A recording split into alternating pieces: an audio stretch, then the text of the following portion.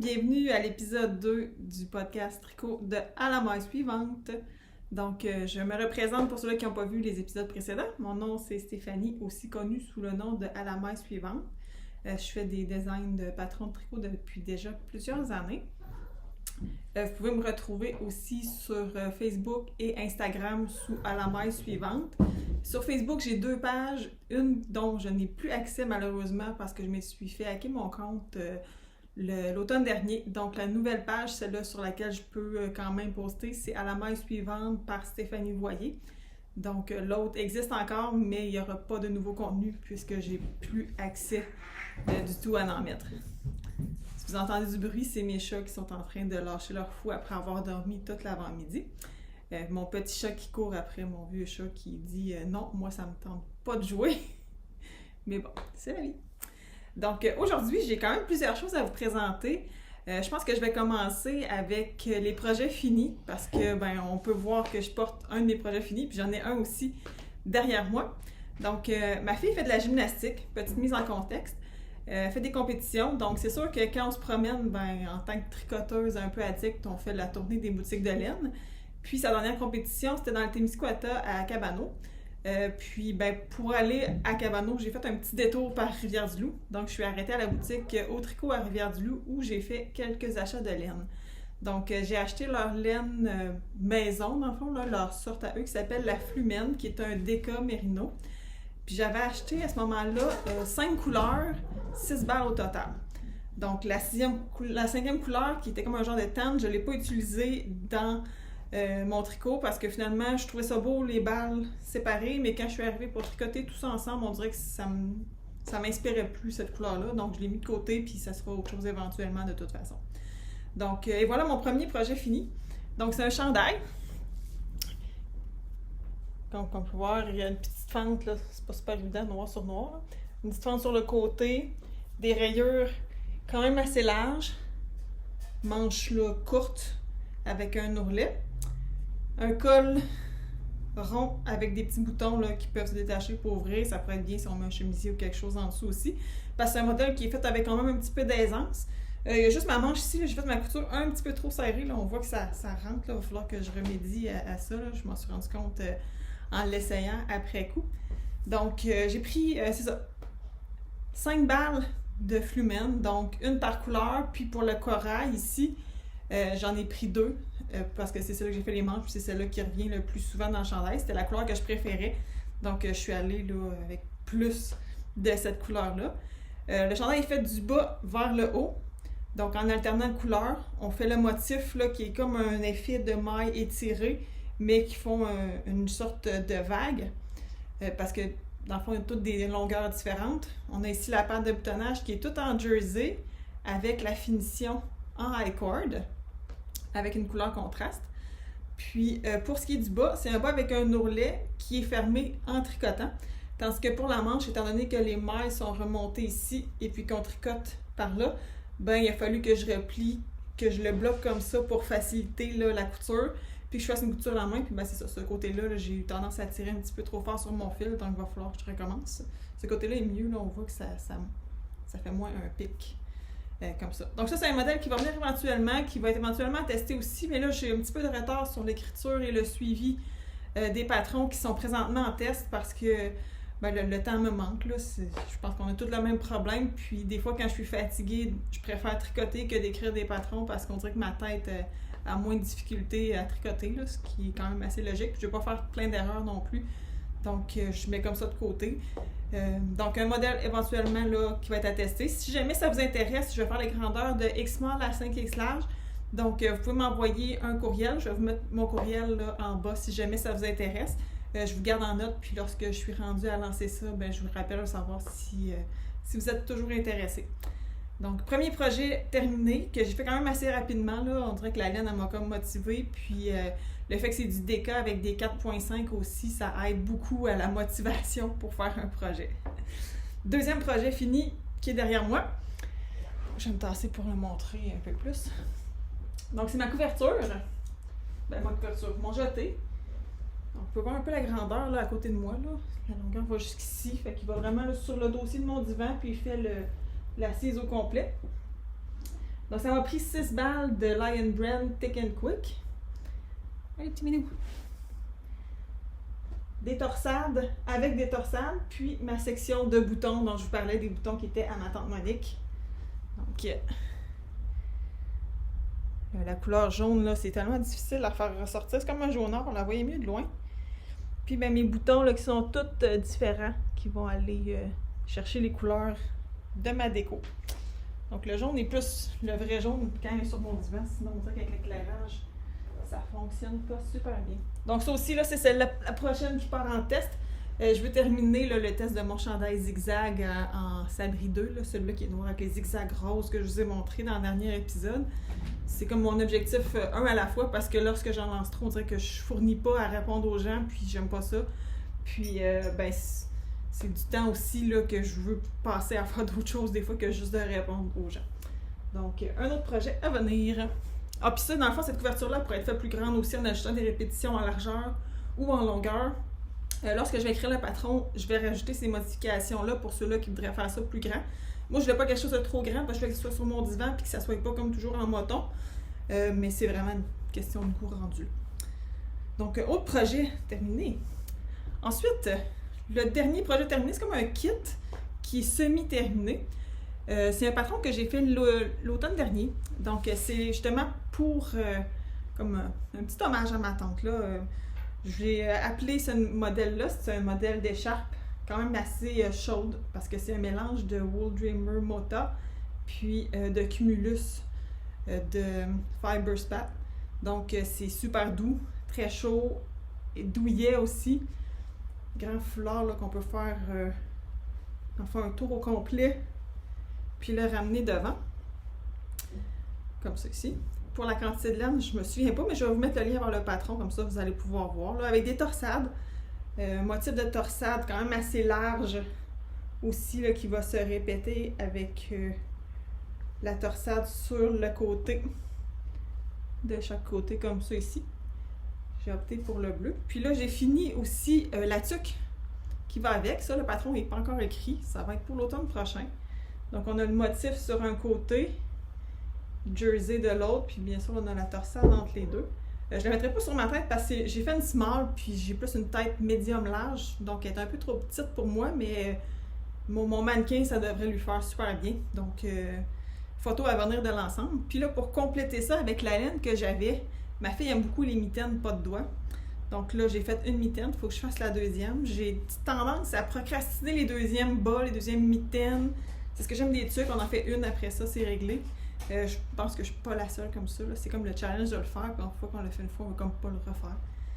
Donc avec le reste de ça, puis d'autres laines que j'avais, j'ai fait une mitaine qu'elle va pouvoir mettre par-dessus ses petits gants. Donc mitaine avec comme une bande qui est passée, puis un bouton décoratif. Donc ça c'est ma première main, puis là il faut que je fasse la deuxième. Donc un autre projet qui s'enligne vers le terminé. Donc là, je pense que c'est tout pour l'instant. Je vais vous montrer maintenant les projets en cours.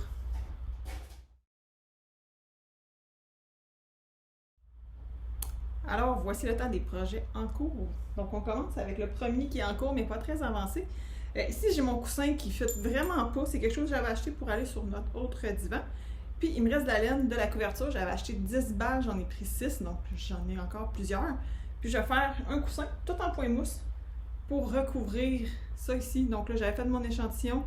J'ai monté mes mailles. C'est un projet qui est vraiment pas rendu loin, mais ça commence comme ça. Fait que des fois, c'est ça, quand on a un coussin qu'on n'aime pas, on prend ça puis on va après ça l'arranger pour le faire fitter dans le décor. Premier projet. Ensuite, deuxième projet, là, je vous avais parlé dans mon entre-épisode là, duquel tout ce qui reste de laine. Vous pouvez vous joindre à nous là, sur Facebook. Je vais vous mettre le lien aussi. On commence à voir des gens là, qui sortent leur restant de laine, qui essaient de voir quoi faire avec ça, qui font des bas, puis une fois qu'on a fait un, on dirait que c'est comme addictif. Tu te dis, j'ai d'autres restants, je vais essayer d'autres couleurs. Parce que tu peux faire à peu près n'importe quoi. Puis des bas, c'est une valeur sûre, tout le monde aime ça. En déca, en plus, ça peut faire un genre de bas pantoufle ou des gros bas pour mettre dans des bottes. C'est plus rapide à faire qu'un bas qui est fait juste en fingering, en fait là-bas aussi.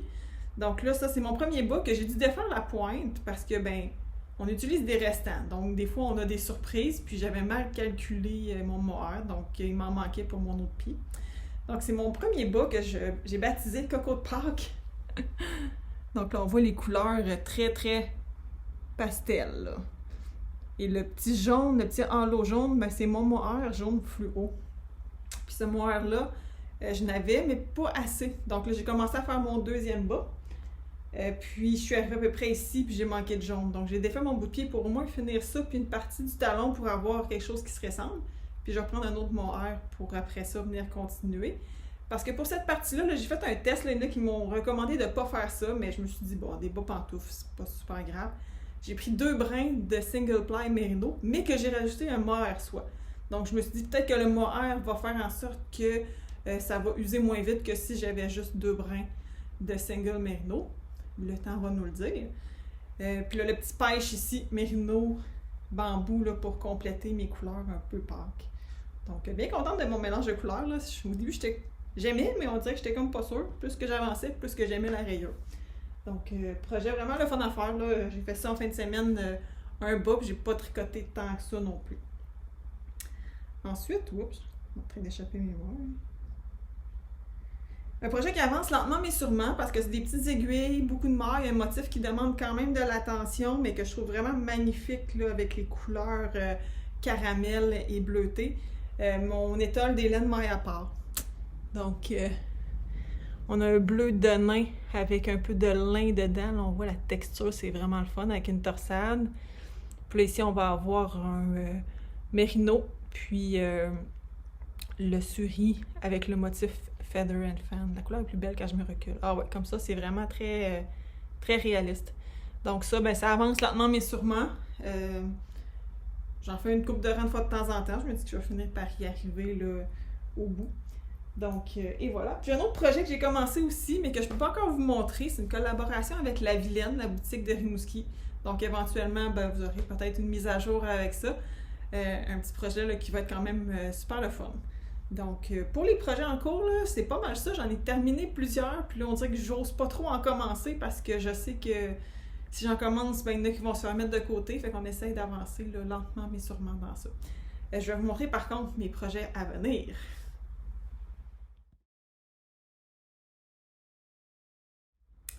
Ouais, je disais que j'avais pas beaucoup de projets en cours, mais vous allez voir pourquoi il n'y en a pas beaucoup. C'est parce qu'il y en a plusieurs là, qui sont en file d'attente puis qui sont prêtes à partir. Le premier projet, c'est que La Vilaine fait un étalon avec le Northwood. C'est un chandail de Jessie May avec un col en V, un peu boxy, quelque chose d'assez simple. Quelque chose qui est personnellement pas mon style à moi, mais des fois, de se motiver en gang, ça peut être le fun. Donc, je l'ai montré à ma fille qui a 10 ans, qui adore les chandails genre vraiment trop grands. Donc, je me suis dit, si elle l'aime, ben, je vais lui faire un X-Mall, peut-être rapetisser les aiguilles, le fil, puis ben, il va être plus ou moins trop grand. Donc, elle l'a vu, elle le trouve super beau en version un peu crop, puis ben, lui, il va être très crop parce qu'elle n'est pas très grande aussi. Puis, elle a la difficulté un petit peu avec la laine. Souvent, c'est piquant, là. Le mérino cachemire, ça va, mérino, ça dépend quel. Fait que j'ai pas pris de chance. J'ai été dans des laines qu'on avait ramassées justement chez ma même tante Monique, qui avait beaucoup, beaucoup de choses, puis Annabelle s'était choisi des couleurs. Donc, ces couleurs sont un peu coco de Pâques aussi, vous allez voir. Donc, on a, c'est des fils, c'est des mélanges, là. Je me souviens pas c'est quoi les sortes, je pense que c'est de la bergère de France ou de la pingouin. Il y a des affaires, là, qui doivent avoir 25 ans là-dedans et même plus. Mais les couleurs, ben, ça reste toujours beau, là. Donc, Annabelle, sa couleur préférée, c'est le bleu turquoise. Donc là, c'est sûr que cette couleur-là, ça allait la chercher. Je vais le faire 3 couleurs. Donc, il va falloir que je triche peut-être un petit peu les rayures ou que je répète des rayures, je vais voir. Parce que j'ai juste une balle de jaune qui a l'air d'être un mélange plus coton. Puis ça ici, j'en ai vraiment plusieurs. Là. Donc, je vais pouvoir faire quelque chose avec ça. Donc, les couleurs d'Annabelle, pour son Northwood, un petit jaune banane, un corail, puis un rose. Donc, un projet à venir que je vais commencer avec La Vilaine cette semaine. Parce que Paul commence ça pendant son vidéo du mercredi. Donc, cette semaine, le 22, je crois qu'on commence ça. Donc, ça s'en vient quand même assez rapidement. Fait que projet à venir, chandail pour ma fille. Ensuite, dans le temps des fêtes, j'ai commandé, après le temps des fêtes, début janvier, j'avais vu chez Purlaine qu'il y avait des ventes, puis j'avais vu une laine qui m'intéressait vraiment beaucoup. Puis j'avais un projet pour aller avec. Fait que dans ce temps-là, ben, c'est win-win. Donc, la quantité était parfaite, même, je serais peut-être juste là, mais je peux toujours tricher un petit peu dans les motifs. Je vais vous mettre la photo, comme ça vous allez pouvoir voir c'est quoi. C'est une tunique de l'album Shetland de Gudrun Johnston. Je m'excuse si je prononce pas son nom comme il faut. Là, elle fait beaucoup de choses en jacquard, Shetland plus traditionnel, puis ça c'est une tunique. Donc je vous mets la photo, vous allez voir ça. Donc là, pour les couleurs, je vais avoir une couleur principale qui est de la Emilia Philomène, qui est un sport. Donc là, sa base Yvette. Couleur café de flore. C'est comme un...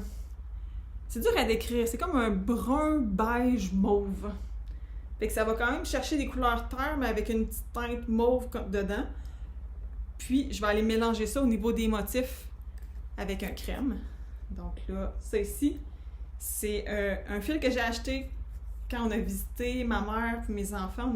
C'est l'automne passé. On est allé visiter la ferme Fibre et compagnie à Saint-Alexandre de Kamouraska. Donc, on est allé voir les animaux, c'était super le fun. Si vous avez l'occasion d'aller visiter, ben, c'est toujours le fun de voir les animaux en vrai. Il y en avait des petits aussi qui étaient vraiment mignons au travers de ça. Donc là, ben, je suis repartie avec de la laine comme toute bonne tricoteuse qui va avoir des alpagas. Donc, c'est un fil là-bas. Alpaga, 70 alpagas, 30 nylon. Donc, un fingering que je vais utiliser pour faire les motifs. Un crème, là, quand même, couleur alpaga naturelle. Donc là, on a ça. Et à ça, je vais ajouter une laine de ma tante Monique. Donc, j'ai aucune idée c'est quoi. Je peux vous dire que c'est un fil qui est retourné, qui est quand même très très fin, je dirais plus light fingering. J'en ai vraiment beaucoup, là, c'est un 250 grammes. Donc là, je vais avoir vraiment du plaisir à mettre ça en balle, là. Je sais pas si ça va coller, là, parce que ça faisait quand même longtemps que ça traînait là. Donc un beau kaki, là, super riche, qui va aller complémenter là, mes couleurs comme ça. Donc, j'ai hâte de commencer. Ça va être mon projet là, que je vais commencer plus tard ce printemps quand mes cours vont être terminés. Je vais essayer de travailler là-dessus aussi là, au courant de l'été. J'aimerais ça l'apporter l'hiver prochain. C'est ça mon objectif. Parce que c'est quand même un projet qui est long, une tunique. Là. C'est un chandail, mais que toute la partie du bas, quasiment un autre corps de chandail. Heureusement, là, il y a quand même des sections de motifs. Puis il y a du jersey après. Fait que le jersey, je pense que ça va être un bon tricot à faire le soir devant la télévision. Là, que tu n'as pas besoin de penser trop aussi. Donc, un beau projet là, qui s'en vient. J'ai vraiment hâte de commencer. J'ai la laine depuis la mi-janvier, là, puis je me dis non, pas tout de suite. Là, j'ai d'autres choses à faire avant. Fait que c'est sur ma liste. Et le dernier projet que je vais commencer, parce que c'est beau d'avoir des projets, mais il n'y en a pas plus d'heures dans nos journées, malheureusement. Lorsque j'ai fait mon chandail mohair, là, le rayé rose et turquoise, ben, j'avais manqué de mohair. Knitting for Olive. Puis, je n'avais commandé à la maison tricotée parce qu'il y avait la même couleur et le même lot. Donc, en commandant à la maison tricotée, ben, j'ai trouvé autre chose à commander. Hein. Donc, j'ai commandé le mohair, c'est de... faudrait que je remette. Il me semble que c'est Handmaiden. C'est un mohair là, très fin, mohair soie. Je vais vous mettre le nom en commentaire. Je me souviens pas exactement du nom. Kid mohair, quelque chose comme ça. Handmaiden, ça je suis pas mal sûre. La couleur, c'est un genre de moutarde. Puis, je vais faire ça avec un vert pastèque de Julie Asselin là, en fingering. C'est un modèle de chandail que j'ai déjà fait pour moi. Le mien est mohair 2 brins ensemble pour le corps. Et la bande du bas, le col et les poignets sont en fingering. Puis j'ai le col, là, comme mon chandail mohair, un col un peu marocain là, que j'aime beaucoup. Mais ce chandail-là, je l'aimais vraiment beaucoup, mais il y a des petites choses dessus que j'aime moins. Donc, je vais le refaire, mais en l'améliorant. Puis, ben, avec cette amélioration-là, je pense que je vais être capable d'écrire le patron. Puis après ça, là, de pouvoir le lancer. Mais je pourrais quand même montrer les deux versions de couleurs. Donc, j'ai 300 grammes, parce que c'est tout tricoté avec 2 brins de mohair le corps. Fait que c'est un chandail qui est super léger, très doux, moelleux. C'est sûr qu'il ne faut pas faire d'intolérance là, au niveau du mohair. Puis c'est un chandail que chaque fois que je le porte, les gens me complimentent, trouvent que c'est original, que c'est beau, qu'il a l'air très doux aussi. Là. C'est sûr qu'en plus, en étant noir, on dirait que ça fait comme plus chic. Donc, un autre projet à venir avec ça aussi. Donc là, ça en fait quand même pas mal. Hein. Fait que, dans le fond, ça conclut pas mal pour aujourd'hui. J'espère que vous avez aimé. Je vais tous vous mettre là, les liens en commentaire de ce que j'ai aujourd'hui. Puis je vous invite à vous joindre au Knit Along to Ski sur Facebook. Je vais vous mettre les photos des prix aussi là, dans le groupe Facebook, parce que là, il commence à avoir plus de monde, fait que c'est quand même le fun, là, fait qu'on va essayer de se motiver à essayer de finir le plus de tout ce qui est possible en faisant le plus de projets possible. Donc, sur ça, je vous laisse. Bonne fin de journée, puis à la prochaine mois suivante. Bye bye!